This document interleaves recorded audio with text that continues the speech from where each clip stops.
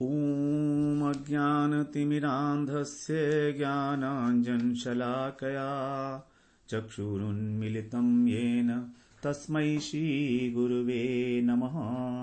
वन्देऽहं श्रीगुरो श्रीयुतपदकमलं श्रीगुरून् वैष्णवांश्च श्रीरूपं साग्रजातं सहगण रघुनाथान्वितं तं सजीवं साद्वैतं सावधूतं परिजनसहितं कृष्ण चैतन्यदेवं श्रीराधा कृष्णपादान् सहगण ललिता श्रीविशाखान्वितांश्च तमादिदेवं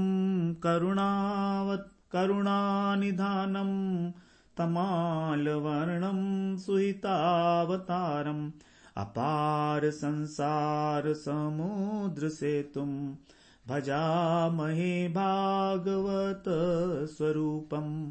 हे देव हे दैत हे भुवनैक बंधो, हे कृष्ण हे चपल हे करुणैक सिंधो, हे नाथ हे रमण हे नयनाभिराम, हा कदानुभवितासि पदं दृशोर्मे। श्री कृष्ण चैतन्य प्रभो नित्यानंदा, श्री अद्वैत गदाधर शिवसदि गौर भक्त वृंद।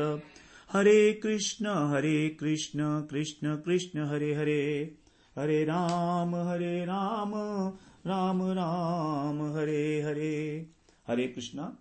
सर्वप्रथम मैं अपने गुरुपाद पद ओम विष्णुपाद अष्टोत्तर शत श्री श्रीमद् भक्ति वेदांत माधव गोस्वामी महाराज के चरण कमलों में अनंत कोटि दंडवत प्रणाम ज्ञापन करता हूं। हम लोगों ने श्रीमद् भागवत पुराण के विषय में उसका अध्ययन करने के लिए हम लोग गुरुदेव की कृपा से प्रवृत्त हुए हैं। कल हम लोगों ने मंगलाचरण के विषय में कुछ चर्चा की। आज हम दूसरे सत्र में, प्रस्तावना के ही दूसरे सत्र में, भागवत के प्राकट्य, भागवत का क्या अर्थ है और भागवत का प्राकट्य कैसे हुआ, उसके विषय में थोड़ी सी चर्चा करेंगे। भागवत पुराण वास्तव में ये चारों वेदों का, 108 उपनिषदों का, 6 दर्शन शास्त्रों का, उनके तत्व सिद्धांत को वहन करने वाला है। उनका सार है। सर्व वेदांत सारम ही श्रीमद् भागवतमीक्षते। सभी वेदांतों का जो सार तत्व है इसके अंदर दिया है। और महाप्रभु ने, चैतन्य महाप्रभु ने भागवत को ही निर्मल शब्द प्रमाण के रूप में स्थापित किया है। और ये हमको प्रेम रूपी जो परम पुरुषार्थ है, पंचम पुरुषार्थ, क्योंकि 4 पुरुषार्थ तो हम जानते ही हैं, धर्म अर्थ काम मोक्ष, लेकिन इनसे भी जो अतीत एक प्रेम, भगवत प्रेम जो है वो पंचम पुरुषार्थ कहा गया है, उसको देने वाला स्वीकार किया है महाप्रभु ने। तो महाप्रभु के उसमें बताया है, आराध्यो भगवान ब्रजेश तनयस तद्धाम वृंदावनम, रम्या काचित् उपासना ब्रजवधू वर्गेण या कल्पिता, श्रीमद्भागवतं पुराणममलं प्रेमापुमर्थो महान्, श्री चैतन्य महाप्रभुर्मतमिदं तत्रादरो न परः।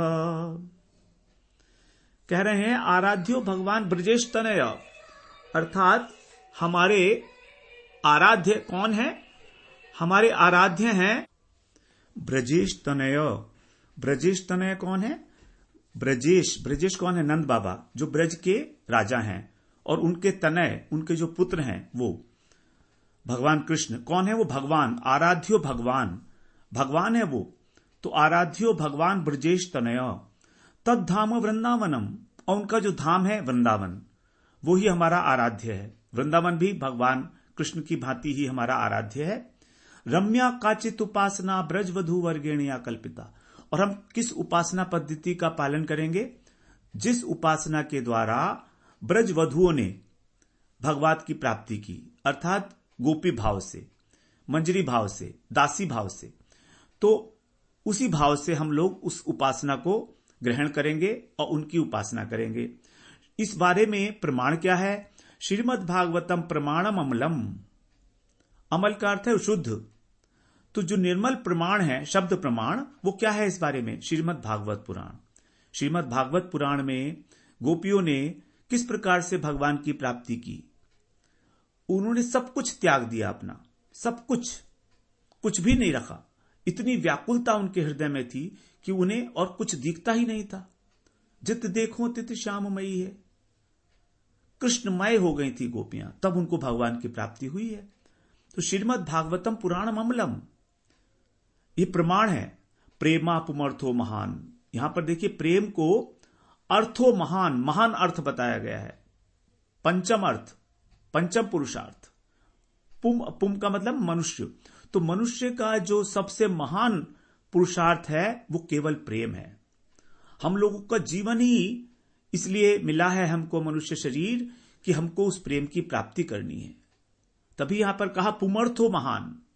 मनुष्यों का जो पुरुषार्थ है वो श्री चैतन्य महाप्रभुर मतविदम, यही है चैतन्य महाप्रभु का मत। तत्रादरो न परः, मैं इसी का आदर करता हूं, अन्य किसी मत का आदर नहीं करता।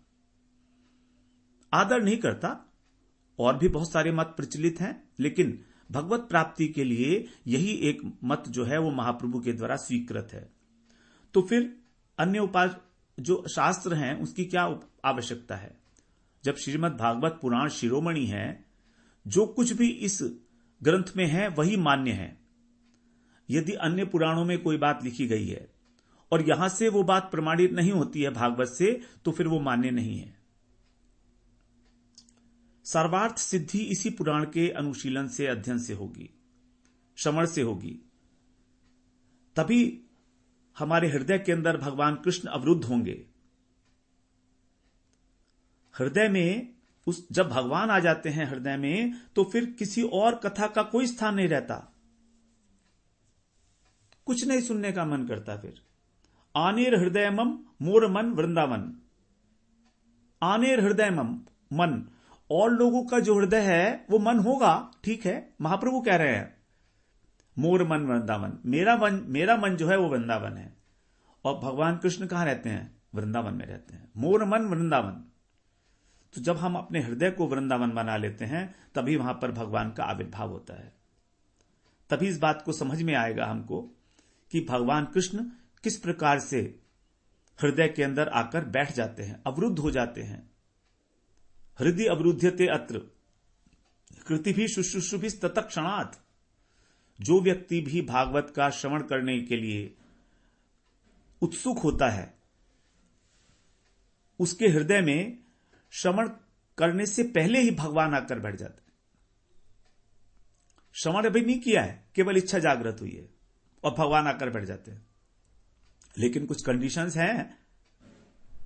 कृति भी शुश्रूषुभि तत्क्षणात्, उसकी बहुत जब सुकृतियां होती हैं, भक्ति उन्मुखी सुकृति होती हैं, और वो सेवा करने के लिए भागवत की तैयार होता है। कृति भी शुश्रूषुभि, शुश्रूषुभि का मतलब सेवा करना भी है। तो सुनने के लिए भी तैयार हो, क्योंकि भागवत का श्रवण करना श्रद्धा पूर्वक ही भागवत की सेवा है। भागवत की सेवा ठीक है, वो तो हम लोग करते हैं, भागवत की आरती करते हैं, उसको भगवान का अवतार है। लेकिन वास्तविक सेवा इसकी तभी होगी जब हम श्रद्धा पूर्वक प्रेम से, इस उद्देश्य के साथ कि हमको भगवत प्रेम की प्राप्ति होगी, उसके जो सिद्धांत हैं उसके अनुसार हम लोग जब चलेंगे, अपने जीवन को ढालेंगे, तो वही वास्तव में भागवत की सेवा है, वही गुरु जी की सेवा है और वही भगवान की सेवा है। तो भागवत का जब निरंतर अनुशीलन किया जाता है, तब महाप्रभु की, चैतन्य महाप्रभु की जो अमंद उदया दया है वो प्राप्त होती है। दया दो प्रकार की, मंद उदया और अमंद उदया। इस जगत के लोग जो दया करते हैं वो मंद उदया है। मंद उदया मतलब उससे मंद का उदय होता है, उससे कोई कल्याण नहीं होता, कोई कल्याण नहीं होता। कोई हमारे ऊपर अगर हमको कुछ खाने के लिए रोटी दे दे, या कपड़ा दे दे, औषधि दे दे, जगह दे दे रहने के लिए, सुख सुविधाएं दे दे, वो दया नहीं है। वो तो मंद उदया है, वो तो नश्वर है। लेकिन महाप्रभु की दया जो है वो अमंद उदया दया है। गुरुदेव की दया है अमंद उदया, उससे हमारा अमंद उदय हो जाता है, मतलब कल्याण हो जाता है। तो ऐसा कहा जाता है कि गया है हमारे परम गुरुदेव ने नित्य लीला प्रविष्ट ओम विष्णुपाद अष्टोत्तरशत श्री श्रीमद भक्ति वेदांत नारायण गोस्वामी महाराज की उक्ति है ये कि श्रीमद भागवत पुराण के निरंतर अनुशीलन से श्री चैतन्य महाप्रभु की अमंद उदया दया प्रकाशित हो जाती है, प्राप्त हो जाती है। तो उन्हीं का अनुगत्य करते हुए, उन्हीं के विचारों को शिरोधार्य करके, अक्षरशः उनको स्वीकार करते हुए हम लोग श्रीमद् भागवत में प्रवेश कर रहे हैं।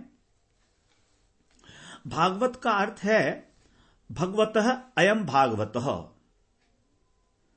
भगवतः अयम भागवतः अर्थात भगवान से संबंधित जो भी है वही है भागवत। जो भगवान से संबंधित है वही है भागवत। तो भगवान, भगवान के अनुगत भक्त, ये दोनों ही भागवत है। भगवान भागवत का श्रवण करना, भागवत का पठन पाठन, उसका अर्थ विचार, अर्थ चिंतन करना, यही है भक्ति का प्रधान अंग। तो भागवत शब्द में 4 अक्षर आते हैं, भा, गौ, व और त। ये 4 अक्षर भागवत में आते हैं, भागवत। तो श्री गुरुदेव इस भागवत शब्द की बताते हैं, व्युत्पत्ति बताते हैं। भा का अर्थ होता है ज्ञान, अर्थात जो अन्य शास्त्रों में ज्ञान असंपूर्ण है, अव्यक्त है, उस तत्व को प्रकाशित करने वाला श्रीमद् भागवत। और वो तत्व क्या है? वो विशेष रूप से वो ज्ञान क्या है? ज्ञान तो हमने भगवत गीता में ही पढ़ा, तत्व ज्ञान था उसमें, लेकिन कोई ऐसा तत्व जो कहीं अन्य शास्त्रों में प्रकाशित नहीं है इतने स्पष्ट रूप से। वो तत्व क्या है? वो तत्व है भगवान श्री कृष्ण का भक्त वात्सल्य और भक्तों के द्वारा उनका वशीभूत हो जाना। मेरे गुरुदेव इस प्रकार से भागवत के अर्थ बताते हैं। गौ का अर्थ है गतिरस्य दुरत्यया, अर्थात गोपी भाव की प्राप्ति, जहां पर गति अत्यंत दुरत्यय है, दुष्कर है, जस्ट नॉट पॉसिबल। प्रवेश करना अत्यंत मुश्किल है, दुष्कर, दुरत्यया, गतिरस्य दुरत्यया, वहां भर हमारा प्रवेश कराती है भागवत। तो भगवान का भक्त वात्सल्य गुण और गोपी भाव की प्राप्ति। उसके बाद वो का अर्थ है वरिष्ठम सर्वशास्त्रेषु, सभी शास्त्रों के अंदर जो सबसे श्रेष्ठ है, वरिष्ठ है, जिससे हमारा भक्ति, ज्ञान और वैराग्य पुष्ट होते हैं। तीनों एक साथ, कोई अलग से साधन नहीं करना है ज्ञान का, वैराग्य का। जब हृदय में भक्ति देवी आ जाती हैं तो ज्ञान वैराग्य तो अपने आप चले आते हैं। जनयति आशु, अपने आप ही, जिसके हृदय में भक्ति है। फिर तो का अर्थ बताते हैं तरणिम च भवान नव। गुरुदेव बताते हैं तरणिम च भवान नव, अर्थात भव सागर को पार करने के लिए एक नाव के समान है। हम लोगों ने श्रवण भी किया, भागवत स्वरूपम अपार संसार समुद्र से तुम भजामहे भागवत स्वरूपम, पद्म पुराण में है। तो तरणी के समान है, एक नाव के समान है हमारे लिए। अथवा इसको कह सकते हैं भागवता नाम पुराणम इति भागवत पुराणम, जिसमें भगवान से भी अधिक भगवान के भक्तों की महिमा का वर्णन है, उसको कहा गया भागवत पुराण। भगवान के भक्तों से भी अधिक, भगवान से भी अधिक उनके भक्तों की महिमा का वर्णन। इसमें भागवत में आप देखेंगे भक्तों की ही वर्णन है सब। भगवान का वर्णन तो है लेकिन इतना नहीं है जितना भक्तों का है। और साधारण भाषा में बताया गया, भा माने भक्ति, गौ माने ज्ञान, वौ माने वैराग्य और तौ माने त्याग। हिंदी के अंदर अगर हम समझें तो ये जो है महात्म्य में बताया गया, इसको भगवता प्रोक्तम इति भागवतम, जो भगवान के विषय में बताती है। भक्ति ज्ञान विरागाणाम स्थापनाय प्रकाशितम, भक्ति ज्ञान विरागाणाम स्थापनाय प्रकाशितम, भक्ति ज्ञान और वैराग्य को स्थापित करने के लिए ही श्रीमद् भागवत पुराण का प्राकट्य हुआ। स्वयं भगवान ने यह बात कही है तीसरे स्कंध में। भागवत किसे कहते हैं? पुरा मया प्रोक्तम जायनाभ्ये पद्मे निचरणाय ममादि सर्गे ज्ञानम परम महिमावभासम यत्सूरयो भागवतम वदन्ति। तीसरे स्कंध के चौथे अध्याय के 13वें श्लोक में कह रहे हैं कि पुरा मया प्रोक्तम अजाय, अज का अर्थ है यहां पर ब्रह्मा जी।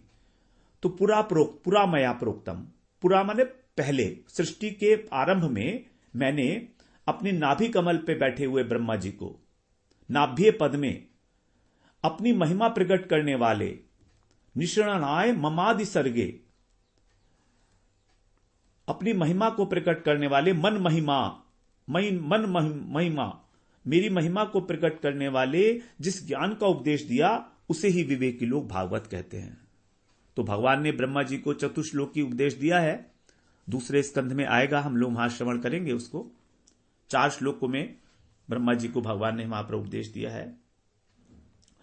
तो भागवत में ही जो है भगवान के भक्तों का, भगवान का चरित्र जो है, इसीलिए इसको कहा गया था भागवत। तो अत्यंत प्राचीन काल में, प्राकट्य के विषय में थोड़ी चर्चा कर लेते हैं। अत्यंत प्राचीन काल में, वैदिक युग में केवल एक ही जाति थी, उसको हम बोलते थे हंस। अब वो अलग अलग उपास्य तत्वों की उपासना करते थे। उनमें जो श्रेष्ठ थे उनको कहा जाता था परमहंस। तो पहले वैष्णवों का नाम ही परमहंस होता था। इसीलिए उस युग में श्रीमद् भागवत पुराण को कहते थे पारमहंस्य अथवा पारमहंसी संहिता। संहिता का अर्थ होता है संकलित ग्रंथ, मतलब जिसमें भक्तों की, भगवान की कथाओं को संग्रह किया गया है। तो क्योंकि ये परमहंस मनुष्यों के द्वारा आलोचना किया जाने वाला ग्रंथ था, इसलिए इसको कहा जाता था पारमहंसी संहिता।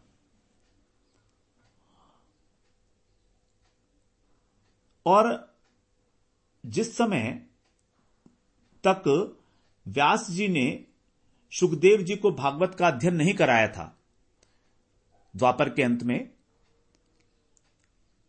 नहीं, द्वापर के अंत में नहीं है, तो कलयुग में ही कराया गया है, भगवान के जाने के बाद ही तो कराया गया। हां, तो भागवत का जब अध्ययन कराया गया सुखदेव जी को महर्षि वेद व्यास जी के द्वारा अपने आश्रम पर, शाम्याप्रास में आश्रम है उनका, तो उस समय भी इसको भगवान व्यास जी की जो रचनाएं हैं उसमें इसका नाम है पारमहंसी संहिता। भागवत नाम नहीं है उसमें, पारमहंसी संहिता कहा गया है। कहीं पर इसको सात्वत संहिता कहा गया है। श्रीमद् भागवत पुराण में ही इन दोनों शब्दों का प्रयोग है। जैसे कह रहे हैं, यस्मिन् पारमहंस्यम एकम अम्लम ज्ञानम परम गीयते, श्रीमद् भागवतम पुराण अम्लम यद वैष्णवा नाम प्रियम, यस्मिन् पारमहंस्यम एकम अम्लम ज्ञानम परम गीयते। 12वें स्कंध का है, 13वें अध्याय का 18वां श्लोक। तो वहां पर कहा गया पारमहंस्य इस भागवत को ही। और पहले स्कंध में भी 7वें अध्याय के 6ठे श्लोक में है, अनर्थोपशमं साक्षात् भक्ति योगमधोक्षजे लोकस्य जानतो विद्वांस चक्रे सात्वत संहिताम। यहां पर कहा गया सात्वत संहिता, वो भागवत के विषय में ही है। तो इसके 2 नाम प्रचलित थे पहले, पारमहंस्य संहिता, पारमहंसी संहिता और भागवत संहिता। अब सात्वत शब्द के 2 अर्थ बताए गए हैं। सात्वत का एक अर्थ है भक्ति और दूसरा अर्थ है सात्वत वंशी। मतलब जो यादवों की उपजाति है सात्वत एक, तो जो यादव वंशी हैं उनकी कथा प्रमुख रूप से 10वें स्कंध में वही कथा है, इसलिए उसको सात्वत संहिता भी कहा गया। भागवत का जो प्राकट्य हुआ, वैसे तो देखिए भागवत नित्य है। यह नहीं है कि भागवत जो है जब व्यास जी ने सुखदेव जी को सुनाई तभी प्रकट हुई, नहीं, ऐसा नहीं है। भागवत तो पहले से है, सतयुग से है भागवत, क्योंकि वहां पर अम्बरीश महाराज को जब उपदेश दिया गया था तो उनको कहा गया था कि आप सुखदेव जी के जो द्वारा वर्णित भागवत है आप उसका नित्य श्रवण करें, सुखदेव जी के द्वारा। तो वहां पर स्पष्ट है कि भागवत नित्य है, सतयुग में भी भागवत थी, ऐसा नहीं है। ये तो माध्यम से सुखदेव जी के, व्यास जी के माध्यम से इस रूप में जो अभी हमें मिलती है वो इस रूप में अब प्रकाशित की गई बाद में, क्योंकि है तो पहले से। वहां पर कह रहे हैं अम्बरीश शुक प्रोक्तम नित्यम भागवतम शृणु पठस्व स्वमुखे नापी यदि भवक्षयम। यदि तुम अपने संसार दशा का नाश करना चाहते हो, यदि तुम्हारी इच्छा है, तो तुम क्या करना है, अम्बरीश शुक प्रोक्तम, सुखदेव जी के द्वारा कही गए भागवत का अध्ययन करो नित्य। पठस्व, पढ़ो, स्वमुखे नापी, अपने मुख से पढ़ो, अपने मुख से बोलो श्रीमद् भागवत। तो इस प्रकार से अम्बरीश जी को गौतम ऋषि ने वहां पर उपदेश दिया था। पद्म पुराण का ये श्लोक है। इसका मतलब भागवत नित्य है, हमेशा से है, क्योंकि अम्बरीश महाराज तो सतयुग के थे। तो भागवत नित्य है, लेकिन द्वापर के अंत में जब भगवान चले गए अपने धाम में, तो सूत जी ने कहा है कि पहले स्कंध के 3 अध्याय के 43 श्लोक में कह रहे हैं, कृष्णे स्वधामोपगते धर्म ज्ञानाधिभिः सह कलौ नष्ट दृशामेश पुराणर्को अधुनोदितः। जब द्वापर के समाप्ति पर था और कलयुग आरंभ होने वाला था, भगवान के जाने के साथ साथ ही जब धर्म ज्ञान इत्यादि शक्तियां अंतर्निहित हो गई थी, अज्ञान छा गया था, तो फिर ये जो सूर्य रूपी पुराण है, इसी के रूप में भगवान, पुराण के रूप में भगवान कृष्ण ही जो है प्रकट हुए हैं। भगवान कृष्ण ही इस रूप में प्रकट हुए हैं। और उद्धव जी को भी भगवान ने यही कहा था कि मैं भागवत में प्रवेश करता हूं, क्योंकि जिस प्रकार से जो सूर्य है वो सूर्य कभी नष्ट नहीं होता है, वो उदय होता है और अस्त होता है। उसी प्रकार से भागवत जो नित्य है वो कलयुग में विशेष रूप से अवतरित हुई, प्राकट्य हुआ, उसका आविर्भाव हुआ, वो तो हमेशा से है। भागवत को इतिहास का और पुराणों का सार कहते हैं हम लोग। इतिहास पुराणानाम सारम सारम समुद्धतम। इतिहास और पुराणों का जो सार तत्व है, जो सब्सटेंसिव मटेरियल है, जो एसेंस है, उसको यहां पर इकट्ठे किया गया है, एकत्र किया है। रामायण और जो महाभारत है उसको इतिहास कहा जाता है। और व्यास जी के द्वारा 18 पुराणों की रचना की गई, उसमें जो है श्रीमद् भागवत पुराण सर्वश्रेष्ठ पुराण है। इतिहास का अर्थ होता है इति प्लस ह प्लस आस। इति का अर्थ है इस प्रकार, ह माने निश्चित रूप से, ये अव्यय पद है, निश्चित रूप से, और आस माने होना। तो जो इस प्रकार से हुआ है निश्चित रूप से, ये ऐसा नहीं है कि इतिहास का मतलब है कोई कपोल कल्पना है किसी की, ये वास्तविक में हुआ है, ऐसा ही हुआ है। किसी प्रकार की कोई कल्पना नहीं। जो आजकल के जो बुद्धिजीवी लोग हैं वो ऐसा कह देते हैं कि रामायण, महाभारत, भागवत ये सभी जो हैं कल्पनाएं हैं कवियों की, लोगों को सही रास्ते पर लाने के लिए इस तरह की उन्होंने कल्पनाएं की हैं। ऐसा बिल्कुल भी नहीं है। और पुराण का अर्थ होता है पूर्णात पुराणम, जो मंत्र के तात्पर्य को पूर्ण करे, वेदों के तात्पर्य को पूर्ण करे। क्योंकि वेदों का जो तात्पर्य है उसको निकालना बहुत मुश्किल है। तो वेद भी महर्षि वेद व्यास जी ने लिखे। अब उन्हें पता लगा कि ये वेद तो समझ नहीं पाएंगे लोग, तो उसी को उन्होंने पुराणों के माध्यम से समझाने की चेष्टा की। तो वेदों के अर्थ को जो पूर्ण करे, पूर्ण करने का मतलब जो समझाए, उसका तात्पर्य इतिहास पुराणाभ्याम वेदम समुपव्रहंगेत, जो इतिहास और पुराणों के द्वारा वेद के अर्थ को स्पष्ट करे, उसी कहा जाता है इतिहास और पुराण। तो इनको पंचम वेद भी कहा जाता है। इतिहास पुराणम च पंचमो वेद उच्यते, ये पंचम वेद है, भागवत में ही आया है ये। तो वेदों का अधिकार तो है नहीं पढ़ने का सबको, इसलिए व्यास जी ने उनको सुगम बोधगम्य बनाने के लिए, जिससे सब पढ़ सकें, इतिहास और पुराणों की रचना की। पहले व्यास जी ने एक ही वेद को 4 भागों में विभाजित किया, जानते ही हैं हम लोग, श्रवण कराए हैं। ऋग्वेद को ऋग्वेद, यजुर्वेद, सामवेद और अथर्ववेद विषय वस्तु के अनुसार। कर्म की व्यवस्था जिस प्रकार ठीक तरह चलती रहे, आश्रमों का जो 4 प्रकार के आश्रम हैं, 4 प्रकार के वर्ण हैं, जो वर्णाश्रम धर्म है, ये ठीक प्रकार से चलता रहे, तो उन्होंने 4 वेद बनाकर अपने 4 शिष्यों को, ऋषियों को उसका अध्ययन कराया। और जो कम बुद्धि वाले लोग थे, उनसे तो भगवान भी डरते हैं, वेद भी डरते हैं कि कहीं मेरे अर्थों का अनर्थ ना कर दें। और ऐसा हो भी रहा है, ऐसा हो भी रहा है। वेदों का पता नहीं कितने लोगों ने कुअर्थ कर रखा है, विपरीत अर्थ कर रखा है, अपने हिसाब से मनमाना अर्थ कर रखा है। वेदों के प्रतिपाद्य विषय भगवान ने कहा है, वेदैश्च सर्वे रहमेव वेद्यो वेदांत कृत वेद विदेव चाहम। भगवत गीता में कहा है 15वें अध्याय के 15वें श्लोक में कि वेदों के द्वारा प्रतिपाद्य विषय मैं हूं, जानने योग्य वस्तु मैं हूं, अर्थात मेरी प्राप्ति। और लोग जो हैं वेद को कर्मकांड समझते हैं केवल। तो कर्मकांड क्योंकि बहुतायत में है, 80% पार्ट वेदों का कर्मकांड है, 16% जो है वो ज्ञान कांड है, और केवल 4% है भक्ति।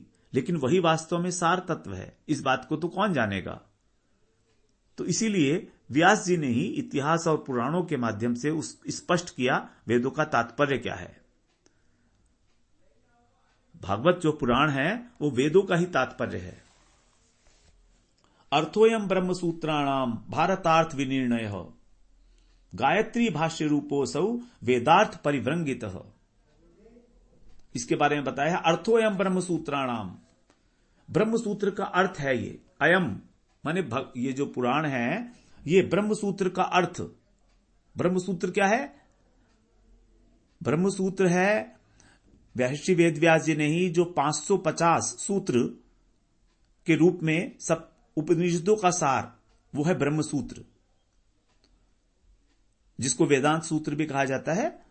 तो उसका भी अर्थ जो है वो है ये भागवत। अर्थो अयम ब्रह्म सूत्राणाम भारतार्थ विनिर्णय, और महाभारत का जो तात्पर्य है वो है भागवत। गायत्री भाष्य रूपोसौ, और गायत्री मंत्र जो है उसका भाष्य है श्रीमद् भागवत। देखिए कितना बड़ा भाष्य है गायत्री का। और वेदार्थ परिव्रंगित, वेदों के अर्थ को विस्तार करने वाला। वेदों का अर्थ इस भागवत पुराण में ही परिपूर्णता को प्राप्त होता है। इस भागवत की जो महिमा है वो अनेक अनेक प्रकार के पुराणों में वर्णित है। जैसे पद्म पुराण के उत्तर खंड में 6 अध्याय हैं। वो 6 अध्याय जो हैं यहां पर जो हमारी गीता प्रेस की भागवत है उसमें पहले दिए गए हैं। हम लोग उसका श्लोक वाइज अध्ययन करेंगे महिमा में। स्कंद पुराण के विष्णु खंड में भी 4 अध्याय दिए गए हैं, वो भी गीता प्रेस की भागवत पुराण में अंत में दिए गए हैं। और गरुड़ पुराण में भी इसका वर्णन है महिमा का, मत्स्य पुराण में भी है। तो किसी भी ग्रंथ की महिमा का जो वास्तविकता है वो तभी पता लगेगी जब उस ग्रंथ में ना होकर अथवा होकर भी अन्य ग्रंथों में भी हो, तभी उसकी सर्वोत्कृष्टता सिद्ध होगी ना। अब पद्म पुराण अपने आप में एक बहुत बड़ा ग्रंथ है, बहुत बड़ा पुराण है, उसमें भागवत से भी अधिक श्लोक हैं, लेकिन वो भी भागवत की महिमा का गुणगान कर रहा है। गरुड़ पुराण जो अर्थोयम ब्रह्म सूत्रा नाम है, ये श्लोक जो है गरुड़ पुराण का श्लोक है। मत्स्य पुराण में भी कहा गया है, यत्राधिकृत्य गायत्रीम वर्ण्यते धर्म विस्तरः, जिसमें अधिकृत रूप से गायत्री का वर्णन किया गया है। जो कहा गया ना, गायत्री भाष्य रूपोसौ, तो गायत्री का जिसमें वर्णन किया गया है और धर्म विस्तरः, धर्म का विस्तार किया गया है, ऐसा है श्रीमद् भागवत। तो गायत्री क्या है? गायत्री में है ना सत्यम परम धीमहि। तो हमारा जो प्रथम स्कंद है उसका प्रथम अध्याय का प्रथम श्लोक जो उसका मंगलाचरण है वो यही है, सत्यम परम धीमहि। हम उस परतत्व का ध्यान करते हैं जो सत्य है। तो परम धीमहि के द्वारा यहां पर जो परम सेव्य वस्तु हैं, जो सर्व उपास्य तत्व हैं, वही श्री कृष्ण का ध्यान। तो श्री कृष्ण का ध्यान करने के लिए ही श्रीमद् भागवत पुराण कह रही है, धामना स्वेन सदा निरस्त कुहकम सत्यम परम धीमहि। तो भगवान कृष्ण की जो आराधना है वही है हमारा उद्देश्य, वही है हमारा प्रयोजन, और यही वास्तव में एक ऐसा मार्ग है जो निष्कंटक है, जिसमें किसी प्रकार की कोई कष्ट नहीं है, कठिनाई नहीं है।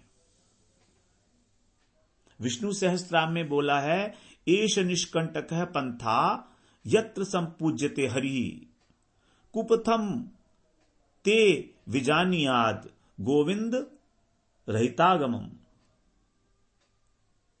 एष निष्कंटक है पंथा, यही एकमात्र निष्कंटक मार्ग है। यत्र संपूज्यते हरि, जिसके अंदर हरि की उपासना की गई है, सम्यक रूप से जिनकी आराधना की जाती है, संपूज्यते हरि।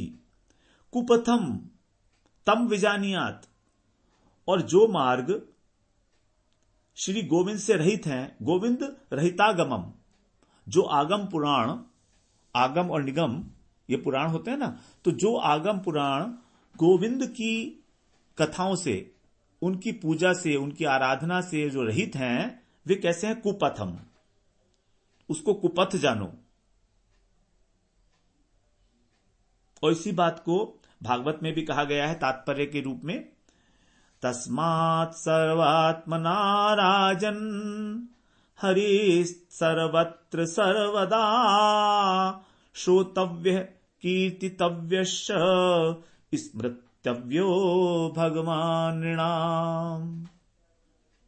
सुखदेव जी कह रहे हैं राजा परीक्षित, हे राजन, तस्मात् इसलिए, सर्वात्मना राजन सब प्रकार से, हरि सर्वत्र सर्वदा भगवान कृष्ण की ही हमेशा और प्रत्येक स्थान पर, सर्वत्र और सर्वदा श्रवण करना चाहिए, श्रोतव्य कीर्तितव्यश्च, उनकी कीर्ति का गान करना चाहिए, कीर्तन करना चाहिए, स्मृतव्यो और स्मरण करना चाहिए, भगवान नृणाम,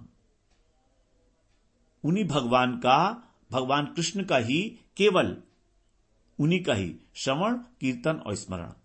तो यहां पर श्रोतव्य का अर्थ होता है कीर्तन करने योग्य, केवल एक ही वस्तु है, श्रवण करने योग्य श्रोतव्य, कीर्तन करने योग्य कीर्तितव्य,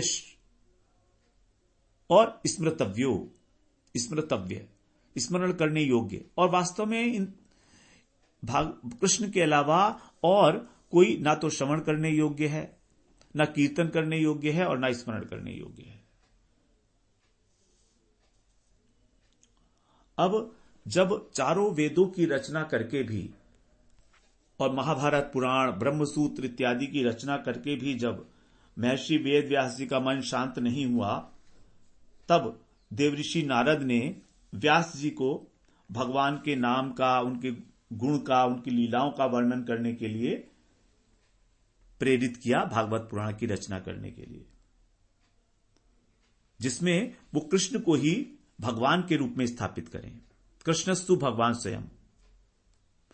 तो सर्वप्रथम नारायण ऋषि ने नारद जी को भागवत का उपदेश दिया था। नारद जी ने फिर वेद व्यास को बताया। वेद व्यास जी ने सुखदेव जी को भागवती कथा का अध्ययन कराया और फिर व्यास जी ने उसी शिष्य परंपरा में आलोचना करने के लिए, इसका अनुशीलन करने के लिए ही ग्रंथ के रूप में इसकी रचना की। जैसे हमें प्राप्त होता है अभी, तो व्यास जी के जो साम्याप्रास आश्रम है, वहां पर सबसे प्रथम अधिवेशन हुआ श्रीमद् भागवत का। वहीं पर सुखदेव जी ने इसका अध्ययन किया और तभी से भागवत शब्द का प्रयोग प्रारंभ हुआ। इससे पहले भागवत शब्द का प्रयोग नहीं था। तो कलयुग, उसके बाद फिर कलयुग में सुखदेव जी ने 30 वर्ष बीतने के बाद भागवत भाद्रपद मास में शुक्ला नवमी की तिथि को परीक्षित जी के समक्ष जो है भागवत कथा का कीर्तन आरंभ किया, जो 7 दिन तक चला, पूर्णिमा तक। नवमी से आरंभ होकर 9, 10, 11, 12, 11, 12, 13, 14, 15, 7 दिन श्रवण किया। 7 दिन तक उन्होंने, पूर्णिमा के दिन तक, भाद्रपद मास की शुक्ला नवमी, यह पहला अधिवेशन हुआ भागवत का कलयुग में। दूसरा अधिवेशन हुआ है तब से 200 वर्ष बाद, अर्थात 230 वर्ष बाद, आषाढ़ मास की शुक्ला नवमी को, यहां भी शुक्ला नवमी है, गोकर्ण जी ने धुंधुकारी को यह सुनाई कथा। यह आएगा भागवत के महात्म्य, इसका वर्णन आएगा।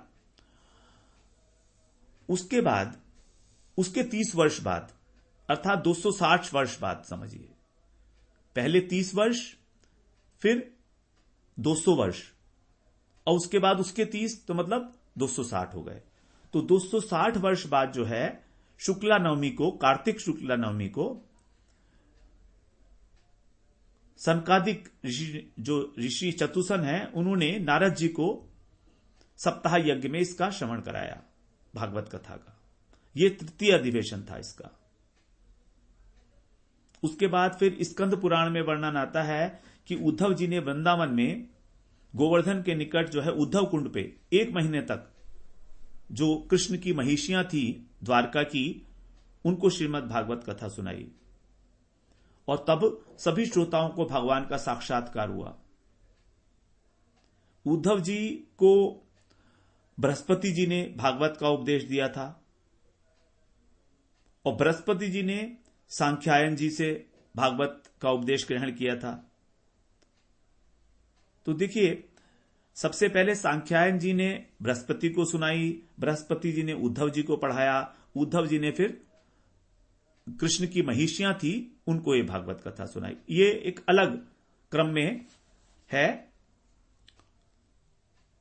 तो वहां पर कह रहे हैं उद्धव जी कि भगवान के भक्त जहां और जब भी भागवत शास्त्र का कीर्तन करते हैं, श्रवण करते हैं, भगवान स्वयं वहां पर आकर विराजमान हो जाते हैं।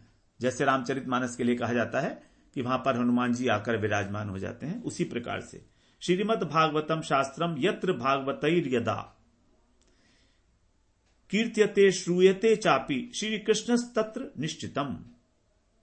उद्धव जी कह रहे हैं कि वहां भगवान आ जाते हैं, अलक्षित रूप से हमें दिखाई नहीं देते क्योंकि हमारी दृष्टि नहीं है वैसी। एक श्लोक का भी इसके पाठ होता है, आधे श्लोक का भी, तो श्री कृष्ण गोपियों के साथ वहां पर विद्यमान हो जाते हैं। कितनी बड़ी बात है देखिए। श्रीमद् भागवतम यत्र श्लोकम श्लोकार्धमेव च तत्रापि भगवान कृष्णो बल्लभिर विराजते। बल्लभिर विजाते, बल्लभियों के साथ, गोपियों के साथ। तो जिन्होंने प्रतिदिन श्रीमद् भागवत पुराण का सेवन किया है, उनको तो उनके माता पिता पत्नी तीनों कुलों का उद्धार कर लिया है भली भांति। श्रीमद् भागवतम शास्त्रम नित्यम यही परिसेवितम, जो नित्य इसका सेवन करते हैं, पितुर्मातुश्च भार्याः कुल पंक्ति ही सुतारिता, सबका उद्धार हो जाता है, सब प्रकार से सबका उद्धार हो जाता है। ये भागवत पुराण में हम महात्म्य हम लोग श्रवण करेंगे आगे, स्कंद पुराण में है ये। तो बड़ी महिमा है इस प्रकार भागवत का जो प्राकट्य है, जो भागवत का अर्थ है, हम लोगों ने उसे आज यहां पर श्रवण किया। वांछा कल्पतरुभ्यश्च कृपा सिंधुभ्यैव च पतितानां पावनेभ्यो वैष्णवेभ्यो नमो नमः।